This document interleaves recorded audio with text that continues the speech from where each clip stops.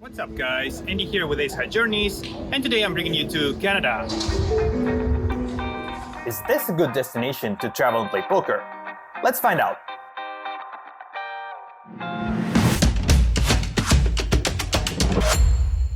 When going to Canada to explore the country and play poker, I would start my trip with Montreal. Being one of the oldest cities in Canada with its French-speaking cultural heritage, it's a unique spot that gets more and more visitors each year. Montreal is also where you're gonna find Playground, the biggest and most well-known poker club in the country.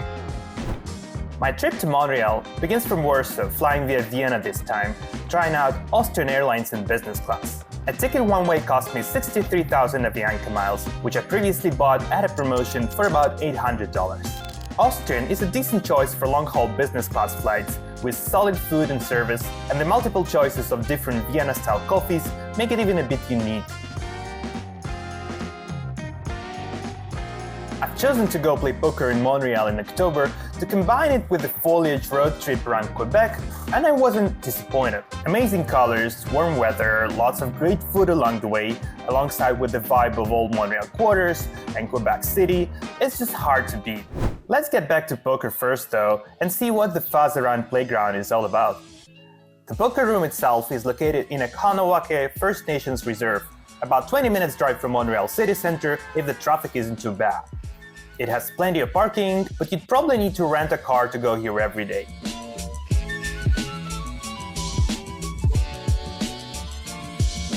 This time I got a comfortable Chevrolet SUV for about $40 a day. Inside the poker room you'll find plenty of space, as this is often an important stop of major tournament series. During my visit there was a WPT event, and one of the days I found myself in the midst of a meet-up cash game with Rampage Andrew Neem and Brad Owen. Playground has plenty of 2-5 Canadian dollars games all day and night long, with a max buy-in of 800 Canadian dollars. The relatively low max buy-in is quite strictly enforced and does not allow the game to properly pick up the steam unless several players accumulated large stacks throughout the night. You might also be able to get a seat at the 5-10 game, but that game does not run that often. The rate here is 5% max $16 for both 2-5 and 5-10, something of a mix between the US and Europe, higher than the US, but lower than in most casinos in Europe. Among the advantages of Playground, you can also find free food of high quality available to all players at the table. Huge positive shout out here, this is not in any way typical of most rooms these days. The opponents at 2-5 vary from spewy recreational players to solid racks, and your mileage may vary. I would prefer the max buy-ins to be higher though, to allow the games to be more fun. I haven't had the opportunity to play more than a few hours of 5-10, so harder to provide detailed feedback on that game. Montreal is a great city to visit. Beautiful parks, old European architecture, great vibes overall. I enjoyed practicing my French and exploring the city neighborhoods throughout the week. And the time of year and warm weather have made it extra special.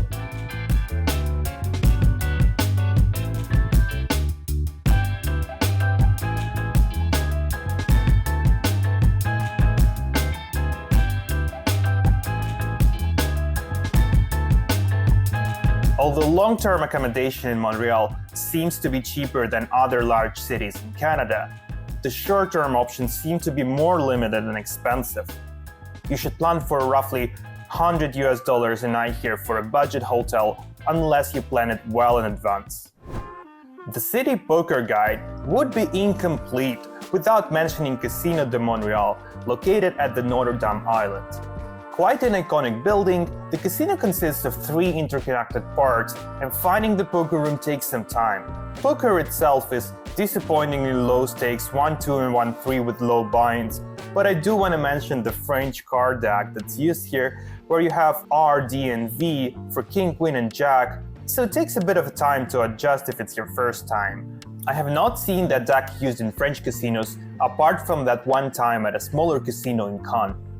After a week in Montreal, the time came to take the rental car up north to visit Quebec City, the small towns in between, and enjoy the scenery on the way. No poker at all, but the trip was amazing.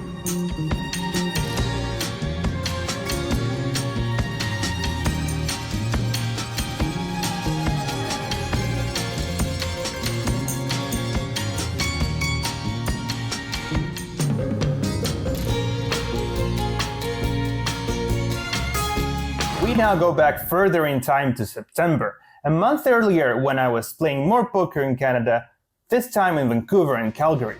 After my last Vegas trip, check out that trip on my channel, I flew in for a short stay in Vancouver and continued then to Calgary for some friends and family time. I've tried the 1-3 in Vancouver at the Park Casino, no chance to get a 2-5 game despite asking the floor, and the costs of staying in Vancouver are quite exorbitant. You might enjoy the game if you're local, but I would not recommend traveling to Vancouver to play poker.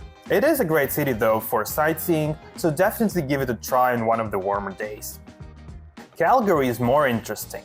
It has several poker rooms with a consistent, relatively deep 1-3 game, and some 2-5 during the WSOP International Circuit events. I only tried the Ace Casino near the airport, but the experience was pretty good.